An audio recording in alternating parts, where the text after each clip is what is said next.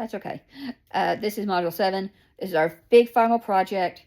So there's no discussion board, which is great because you're going to want to take all the time you have to revise your Part 1 and your Part 2 to make it the best draft possible. Okay. Overview. Persuasive essays are a staple of writing. It has multiple goals. One is to demonstrate certain skills in research, proper citation, and critical thinking. These skills benefit us anytime we need to take a position on a topic. This could be to present information for a suggested change at work, or to help change someone's mind about global issues affecting our society. The skills that you will develop writing your persuasive essay with research are transferable to all aspects of your life and career. That is 100% true.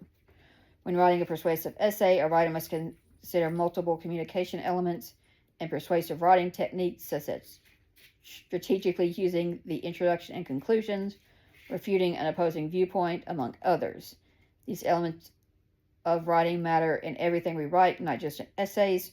Persuasive essays organize your ideas by stating a thesis, followed by key points, backed up by citations from credible sources, and examine different perspectives. All these skills that you will develop while working on your persuasive essay with research will help you while trying to persuade someone to consider your perspective. Okay, 2 parts of this assignment, 2 parts of the final project. 1 is our collection of sources. That was our 3-1. And we are going to update everything.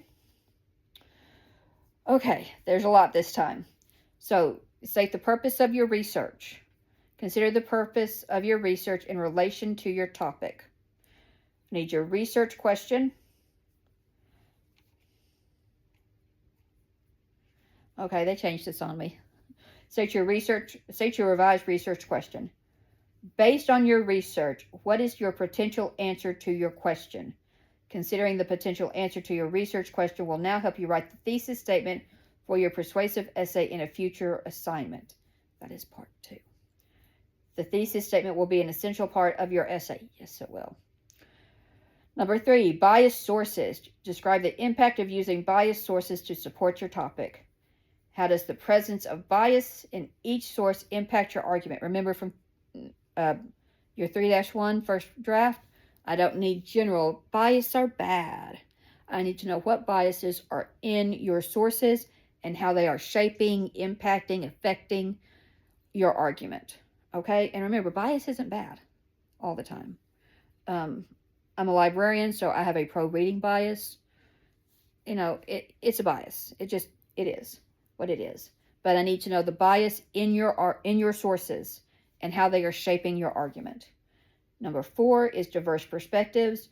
We're going to describe how diverse perspectives from sources support your position. How do the multiple voices in the sources give evidence for your argument?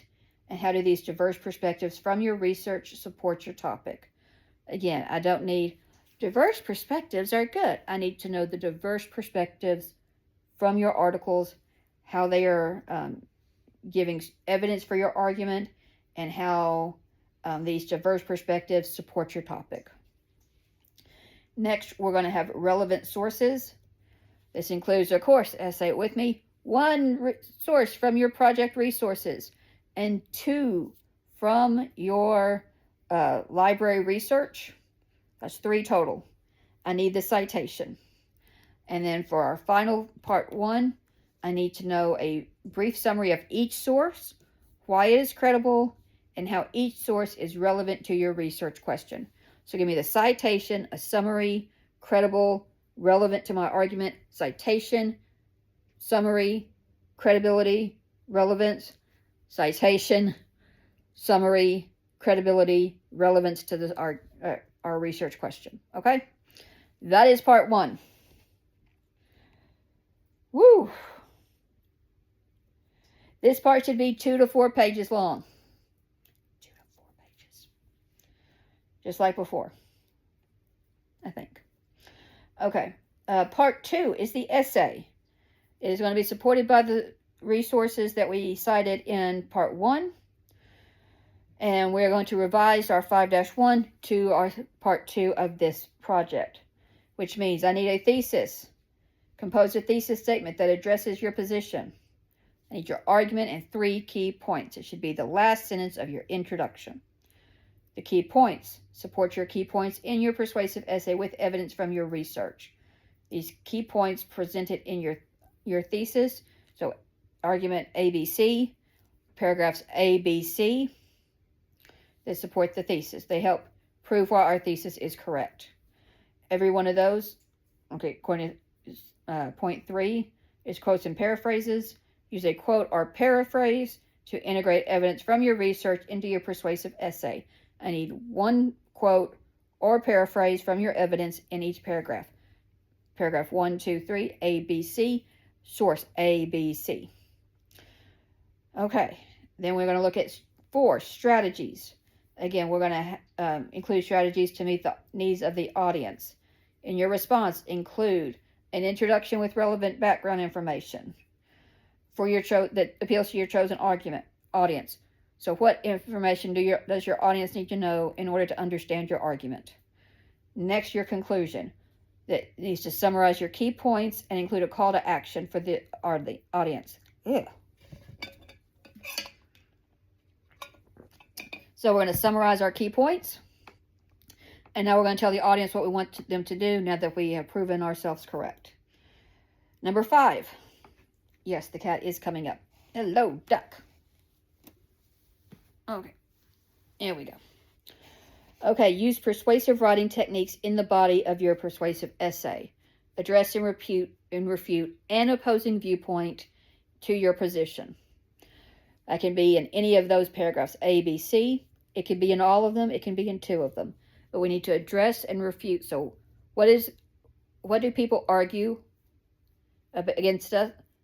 So if I say that cats need cat trees, someone's going to argue that not everyone has the money to have to buy a cat tree. That's a good counter argument. I'm going to say, well, there's always Facebook Marketplace. There are always estate sales and yard sales. So that's my counter argument. And I could also talk about how you can make your own. That there are lots of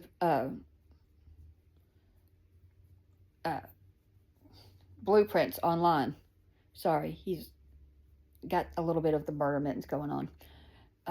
So that's my refuting the opposing argument. Finally, we are going to use number 6 is use attribution conventions throughout your persuasive essay. We need to use APA style for all our in-text citations and paraphrasing. Again, we'll have links to that. And include a reference page at the end of your essay. Those need to be an APA citation, alphabetical order by author's last name, with the hanging indent, and as perfect as you can get to be, okay? And yes, I get picky in this module, this final project, because by this point we should have plenty of practice and should know where we can find our citations in the on the websites and vendor pages. So the essay itself should be 4 to 6 pages. No. Your essay itself should be 2 to 3 pages. They are telling me that your submission should be 4 to 6 pages long, parts 1 and parts 2, 12 point, Times New Roman, double spaced, with 1-inch margins, with an additional page for your title page and your references. We're going to use APA citation.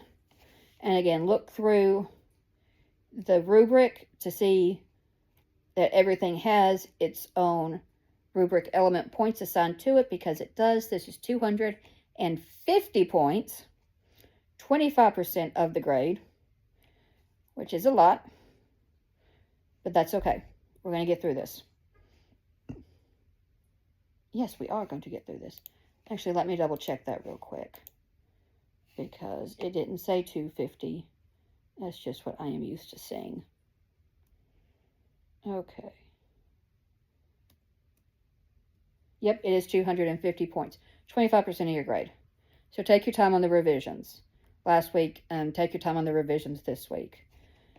We do have academic support, which is tutors that can help us. And especially with the grammar, okay?